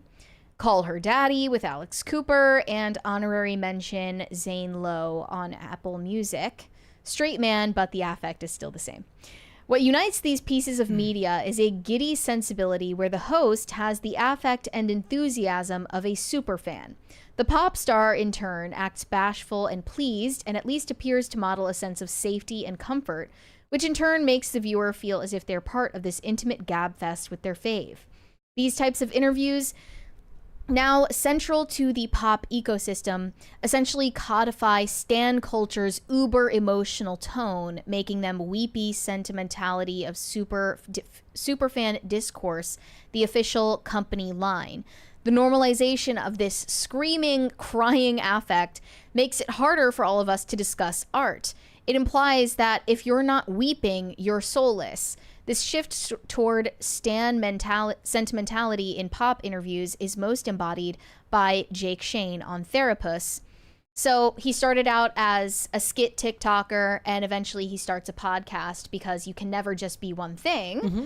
All of the interviewers have their own ulterior motives for being podcasters. They were probably presented with the idea of starting a podcast by a management team, and they want to leverage the TikTok stardom into a podcast and then leverage the podcast into getting cast in real movies and TV shows and getting opportunities to interview on red carpets and become part of the mainstream media ecosystem instead of just a social media influencer. So it's sort of like done a horseshoe back to where we were at in old Hollywood. Because at the beginning of Hollywood, stars being operating under the studio system, these celebrities were under strict control of the studios. And the studios had complete control over the press. Because if the press challenges or criticizes the actor or actress in any way in an interview, what the studio will do, or did at the time rather, is they would just blacklist the whatever outlet it is, whatever journalist. That still happens. I don't think it's as common now. Not as common, but it still happens. I don't think you need to blacklist anyone now, because the default now is that the entire interview is glazing. Well, that but at the time it was much more explicit. Matters. At the time it was much more explicit that the interviewer was strictly prohibited from criticizing the celebrity or making them look bad, or else the studio would just kill their ability to talk to any other actors in the future.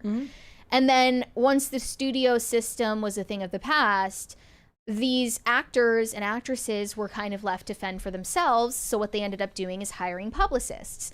And their publicists or PR agencies had control over the interviews they did. And then we're veering into the tabloid culture of the late 20th century and then the early 2000s, where we have interviewers like Barbara Walters or Diane Sawyer or Oprah or even Ellen, who took a more like comedic affect to it, but still they were basically overtly attacking the people they interviewed. Like, watch any Barbara Walters interview where she's just like, watch Diane Sawyer's interview with Britney Spears back in the day. Yeah. They just attacked them at the very essence of who they were and dug into their personal lives, had no concept of boundaries in the interviews that they did. And yeah, it made for really entertaining content, because that is the type of thing that people wanted to know about.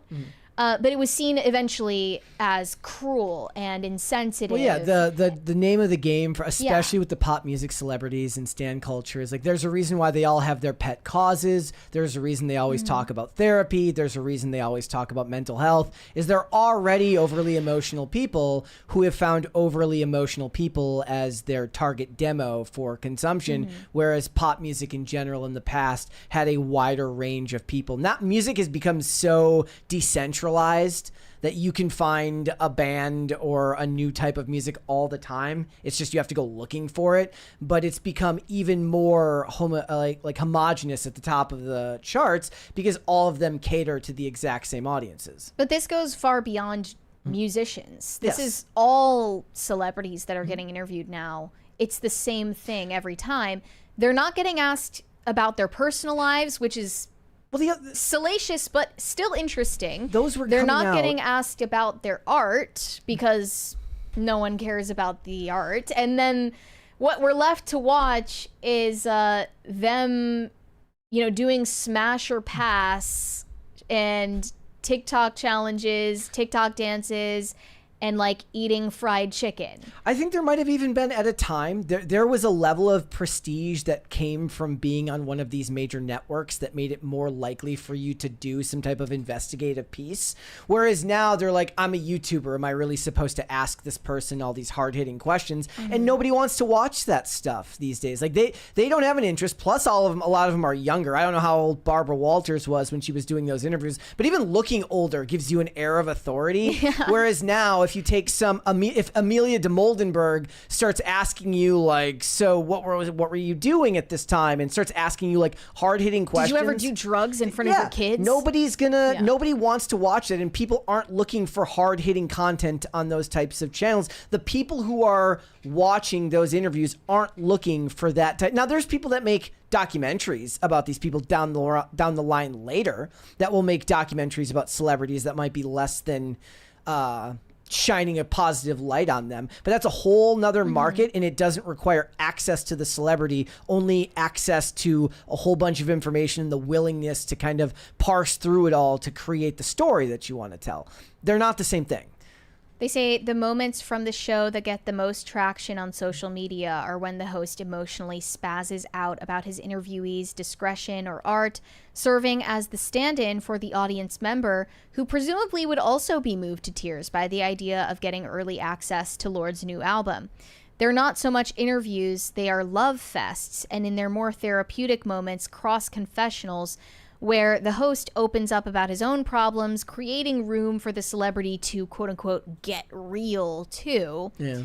So there is the parasocial aspect. All of these interviews are catered for the stan audience, and it's giving you the feeling that you're involved in the conversation as well. You have this intimacy with the person. It mirrors the parasocial relationships that have become unbelievably important to marketing these types of artists. And that also gives the artists, who by and large are narcissistic people, an opportunity to just talk about themselves and then hear someone affirm everything that they say. Yeah. I mean, obviously it goes without saying that that's something that would appeal to them, and they're not going to take any interviews that veer off from that formula. And I think the third thing that explains this phenomenon is really just the fact that people aren't that literate now. Like, genuinely, rates of literacy are plummeting. That's me. And if someone has a long form written interview in a magazine, nobody's going to read it. They might see snippets of it here and there that are cherry picked and taken out of context for, you know, just headline value. Yeah. But they're not going to read the whole thing. So you need to make short, you know, pithy, social media friendly, like For You page, algorithmic friendly content. And that leaves you with the most anti-intellectual, surface level, Labubu Dubai chocolate matcha content imaginable. Yes. And, you know, I don't think... The thing is, some people feel bad for the celebrities. I think they like this stuff. Oh, they love this stuff. Like, here's a piece from Jamie Marshall in EV Magazine back in August. Why is Brad Pitt talking about his divorce, alcoholism, and regret about missing out on having a gay experience on Dax Shepard's podcast? Why are film auteurs like Paul Thomas Anderson collaborating with Fortnite on a Leonardo DiCaprio film? Why are interviewers asking Pedro Pascal about characters in the MCU who are capital D daddies? And why does it feel like every legendary actor is being dragged into the meme economy against their will? The one part of that I disagree with is that it's against their will. They benefit from this, and they for the most part, unless they're, you know, up in age like Liam Neeson or maybe Jamie Lee Curtis, they like this stuff. They like to not be challenged. Yeah. They like to not have to explain their artistic decisions or take accountability for public mistakes that they have made. Yeah. And they quite enjoy, because they are narcissists, being affirmed by the person across from them.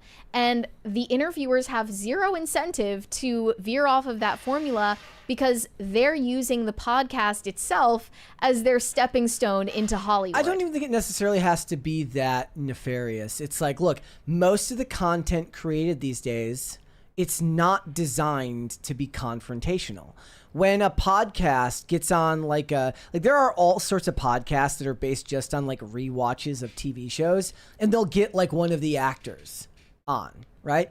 It's not none of the people that are watching. But it's to talk about the TV show, right? Yeah, but there could still be questions to them about like, you know, nobody liked this season. Like even that stuff's rare to come up in those things because people who want to sit down and listen to people like rewatch something that's a comfort show for them aren't there for hard-hitting journalism. They're there for something that's comforting to watch. Okay, I'm not asking Alex Cooper to become Barbara Walters overnight. I am. That's not what I'm asking for, although that would be interesting. You don't have to be aggressive and invade people's personal privacy and spread rumors and attack them on a character level to ask interesting questions. And what Alex Cooper is doing is like, so like, what's your ultimate like kink sexual fantasy? And then listening to Cardi B's obscene ramblings and going like, okay, go off, girl. Like I'm saying that there is a happy medium. You don't need to be aggressive to the people that you're interviewing, but you also don't need to glaze them endlessly no matter what they say. Yeah. Like, I think that's a fair assessment, no?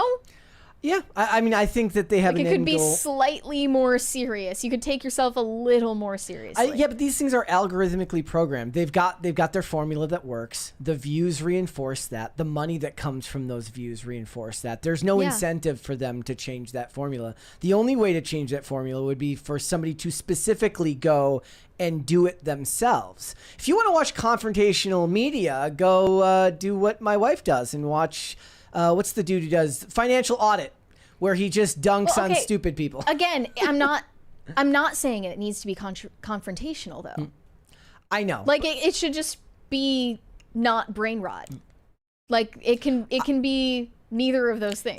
Even then, most of the stuff that was made to consume back then was made to be consumed when you had to like sit down and consume it. So a Barbara Walters interview with Britney Spears, that was who interviewed her. I already forgot. That was like, what, 2007? It was Diane Sawyer with Britney Spears. Diane Sawyer with Britney Spears. You had to go home and sit down in front of a television to go do that, or at least sit down in front of a computer to watch it, right? If you're watching snippets of it. Now, it's designed to be consumed on your phone. It's designed to be consumed with your lock screen closed so that you can listen to it while you're driving around. It's not even designed to be consumed with both ears paying attention. It's designed to be consumed while you're doing your dishes, while you're cleaning your house. Like nothing, very little of what's made today is designed to be consumed with 100% of your attention span. Even this podcast, after a fashion, is not really. I make the joke all the time. I said, "Look, hey, it's like, I'm happy to be your favorite background noise, but we're not interviewing big name celebrities." Another reason that this is happening is like the general public doesn't view celebrities with any sort of scrutiny anymore. Yeah. These days I see like compilations of like all of the moments when Taylor Swift was bullied by interviewers. OMG, this is so sad. And it's like she's a grown adult woman. Yep. And she's getting interviewed by another grown adult woman and asked a question about her personal life. If she wants to answer it, she doesn't have or if she doesn't want to answer it, she doesn't have to. Yep. Like, why do we see celebrities now as these like uwu small beans who are at the mercy of the media? Like that's not how it works anymore. They have all the power. All right. Let's read the rest of do these. Shane H. Wilder said, people contain multitudes. Most of us wanted her to take over Turning Point because she knew Charlie best and would be able to continue his mission. I agree with that. I think that makes her more than qualified. Moon at Noon said, by request, Mary Morgan is the lamb that roared. I don't know what that means either. Shane H. Wilder said, to Brett's point, I went to college, graduated cum laude, but would never tell someone that they need to go, especially for a film degree like mine. Yeah. But yeah, I mean, especially if, you know, you're someone who maybe has an opportunity to get a scholarship or something, like that changes everything. Hairbrain Studio said, I watch the same James Bond channel. Yeah, I think his name is Calvin Dyson. I loved his long form review, like retrospectives of all of the Pierce Brosnan Bond movies. I'm still waiting on that Die Another Day retrospective. Does he make videos about like the outfits or the drinks? Maybe. I mean, that's right up his alley. I would be more into like the outfits and the drinks that he drinks in the movies. Brian Bledsoe said GoldenEye is returning to theaters October 3rd. Ooh, that I might have to go and check out. They keep doing that. Shane H. Wilder said, Mary, you feeling all right? This wasn't even cringy. I expect more from you. You can do better. I thought it was cringy. I don't know. Maybe we just have different standards. Thank you, guys. Thank you. Is that 2? It's 2. Thank you. Get to 3.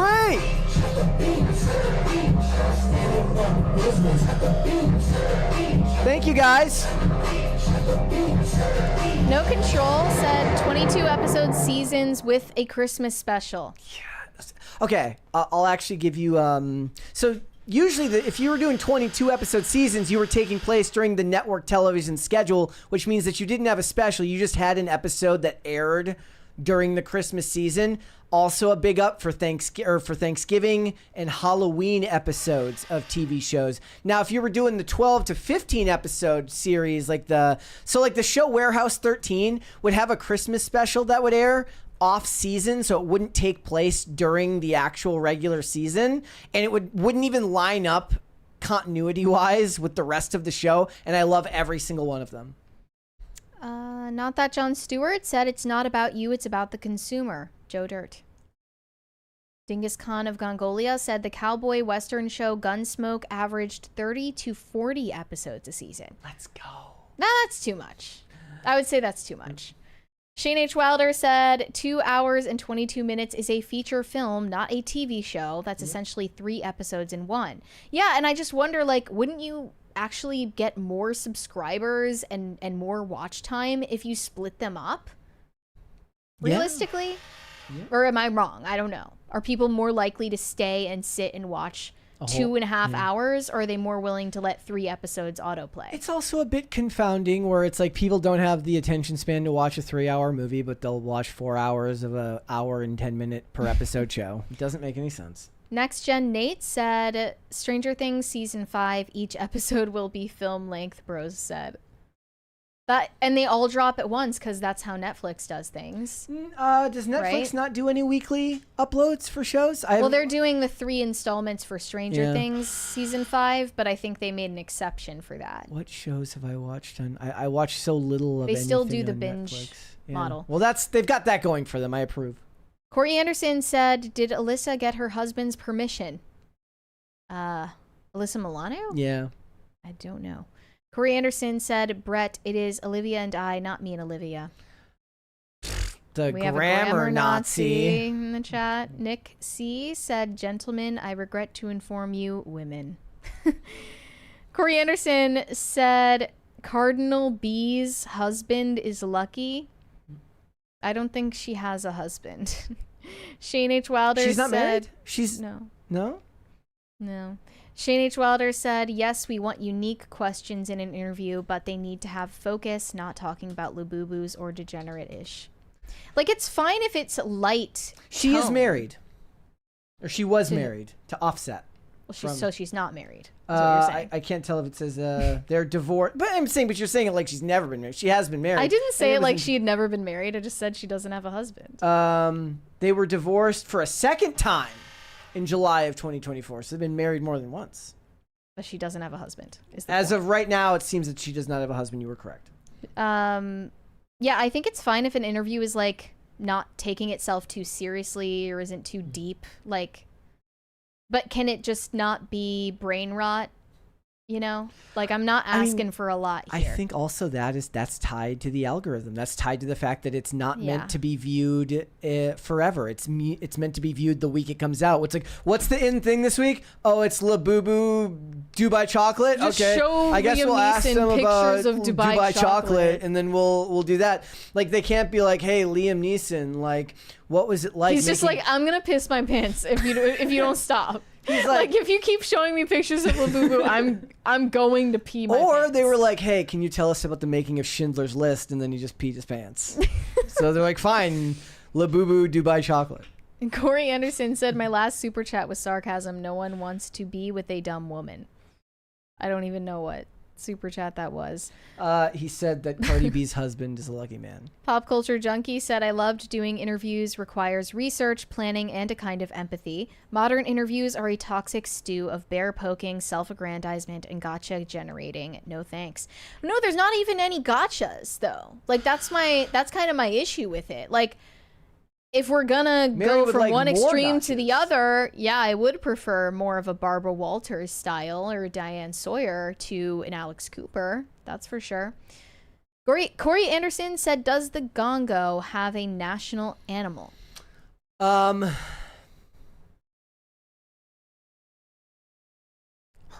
was their national animal. So true. Not Cecil the Lion? Harambe. No? Okay. Pop Culture Junkie said best celebrity interviewer is the WFLD Chicago film critic Jake Hamilton. Worked with him in Houston. Celebrities love Jake and give him good content. He asks smart questions and is not an asshole. Even the ones who... They mentioned Zane Lowe from Apple Music in that article. Okay. He doesn't ask stupid questions, but in a way, he acts like... He's like... really in tune, like he gets like with their emotions, and he's like weepy, and like for some reason musicians getting interviewed by Zane Lowe cry a lot, and it's just cringy. Greg Duvier said, no cringe next week. We had a week full of cringe and no cute. Next week should be a week full of cute and no cringe. Do you think that's fair? There will likely be cringe. There will be cringe. Shell Beach said, Brett, best Bond song and why is it GoldenEye? I do love GoldenEye. I love the theme to that, but I also love the video that goes with it, with like the women destroying all the hammer and sickles, stuff like that. You know, because it was made right after the fall of the Soviet Union. That's so cool. I do love that one. I also, this is a hot take. I liked the one from, hold on, Jack White did the theme song for Quantum of Solace, and I liked that as Another Way to Die. It was Jack White and Alicia Keys, and that's an unpopular take, but I actually liked that one quite a bit. That doesn't sound like a dynamic duo. It didn't fit the theme of the movie really at all, because the movie had no theme. The movie was basically like, here's the CIA, they're working with this evil NGO owner who wants to corner the market on the world's water supply, which I love that they made the NGO the bad guy, personally, but that's just me. But I liked that song, but it's by no means one of the best ones. I just want to shout that one out. Also, I think the one from the, what was it? Who did Die Another Day? Was that Madonna? Or did she do, yeah, Madonna did Die Another Day. That one kind of goes hard if you were like taking a bunch of MDMA in a nightclub. Every time we talk about movie soundtracks, I think about that Kalani song from Suicide Squad. I need a gangsta. It's like you put the Joker over that? Like, because he's a gangster. Piss off. You know? Yeah, Get it? I know. Pop Culture Junkie said, I think you sent this twice. Sorry about that. Moon at Noon said, your smile will be missed, Mary. Seriously. Thank you. They will miss you. Shane H. Wilder said, prayers for safe travels, Mary. We won't let Brett do anything while you're gone that would require the studio to be doused in holy water. Yeah, I would hope not. We'll keep him in check. Drowned World 2025 said, congrats, Brett and Olivia. Thank you. Thank you so much. We have another from Moon at Noon. Mary Morgan for Bond Girl 37. Have there really been that many? Yeah. Wow. I actually just started rewatching. I set up an MB server so that I could watch stuff that I've got off Tubi. Yeah. And what's the other one? Pluto TV. That Pluto had their millennial social media manager like dunking on Disney after the price hikes. And I started watching, there was a mini series starring Steven Dorff in 2008 called 13. It's like X3 or 1, 2, 3, like X and 3 ones, about this like spy with memory loss. It's basically like generic, not as good Jason Bourne, but I love that miniseries, and I love the bad TV show that it was based off it, starring Stuart Townsend or Townshend. And in that, it's got Katerina Marino, who was a Bond girl in Quantum of Solace. And it's like the two things she's probably ever done that involved speaking English, and everything else is in Italian, which is happening again now because I'm watching that show, Hotel Castiero, which is all, like, other than the Jesse Williams guy, pretty much everyone else in that show is an Italian actor, which I always appreciate. Pop Culture Junkie said, safe travels, Mary. Hope the airline can tempt you with Taco Bell Crunch Wrap flavored pretzels. Yep. You know what's weird? They don't have any Taco Bells in airports. What's that about? Yeah. I see a Chick-fil-A and McDonald's in every airport. It's because they know that Chick-fil-A has the oomph to manage the line so it doesn't stay too long. Corn Pop said, I actually might love you, Mary Morgan. You don't, trust me. Shane H. Wilder said, Brett subscribes to Howdy. What is Howdy? Howdy is Roku's paid streaming service now. It costs $2.99. No, I do not subscribe to it. I tried. Trust me. I looked. I was like, is there enough on here to justify spending $3 a month? There is not. Brian Bledsoe said Adele from Skyfall was great. That one is also really, really good. Alejandro Reyes says, thanks for reminding me about Warehouse 13. A lot cheaper than buying Married with Children episodes. Yeah, Warehouse 13 is on Amazon Prime. If you've got Amazon Prime right now, you can absolutely go and do that. And then there's one more there from Brian Bledsoe. Mary, bring back a souvenir from the Gongo. She'll have to do that. Yeah, I'll bring some packing peanuts back from the Gongo, straight from the source. All right, guys. Before we go, would you hit the like button on this video, please, and subscribe to the channel if you're new here and you have not subscribed here yet already. Please and thank you. Go ahead and do that. Mary, where can they find you? You guys can send me validation on Instagram at Mary Archived, or you can send me hate on X. That is also Mary Archived. And help me get TikTok famous. That is also Mary Archived. There's one more here from Arsenal Man. He says, the best Bond song is actually Snake Eater from Metal Gear Solid 3. Snake Eater. Thank you. Just a reminder, everybody, that Mary will be gone next week. It looks like Phil will be filling in on most of those days. Wednesday, as far as we know right now, TBD, Wednesday will be a Q&A episode. It'll probably run shorter, be about an hour long. We're going to put up some posts asking you guys to submit your questions. If you want to ask me anything about the show, about the production of the show, anything like that. One more here from Straight Rippin'. Two more. I think. Pop Culture Junkie said Orlando, Miami, and Atlanta airports have Taco Bell. Well, that makes sense. Straight Rippin' 93 said I like turtles. Okay. All right. If you guys want to follow me, I am on Instagram and on X at Brett Dasovic on both of those platforms. If you would like to follow me wait, I just had a brain fart there. That happens. You are Brett Dasovic on both of those platforms. On both of those platforms. This show is here 5 days a week, Monday through Friday, 3 p.m. Eastern Standard Time, which is, of course, noon Pacific, guys. We are on Amazon Music, Apple Podcasts, Pandora, and Spotify. If you would like to listen rather than just watch this show, you can rate and review on Apple Podcasts and on Spotify, which is another great way to help the channel out, so you should go and do that. And if you want to follow us on social media, we are on Twix at popculture_show, Facebook at Pop Culture Crisis, Instagram at Pop Culture Crisis Pod. Mary, there's one more there. Do you care to read it? Corey Anderson said, is Mary pregnant and going away to give birth? That's exactly what's happening. How did you guys know? No. With that being said, I'll see you guys in a while. All right. With that being said, ladies and gentlemen, I will be back next week starting Monday. We'll see you then, guys. Bye. Bye, everybody.